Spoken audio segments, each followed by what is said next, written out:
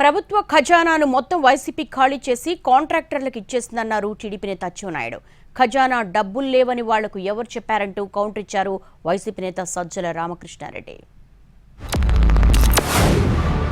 జగన్మోహన్ రెడ్డి ఆర్థిక శాఖ మంత్రి వీళ్ళిద్దరూ ఒకటై 10 రోజుల్లో 1500 కోట్ల రూపాయలు Jaganmohan Reddy municipal administration department ద్వారా మొత్తం డబ్బులన్నీ కూడా బిల్లుల రూపంలో చెల్లించేశారు.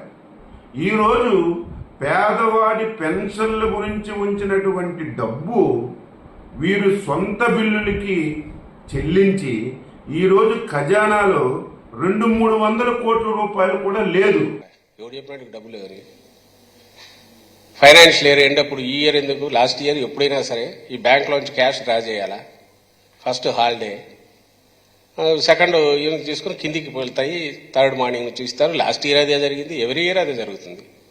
శాలరీస్ అంటే డైరెక్ట్ అకౌంట్లోకి వెళ్ళేటివి అవి వెళ్తాయి, కానీ గవర్నమెంట్ ఎంప్లాయీస్ వాళ్ళకి సంబంధించి ఇది క్యాష్ డ్రాయల్ ఉంది కాబట్టి లాస్ట్ ఇయర్ కూడా అట్లే జరిగింది.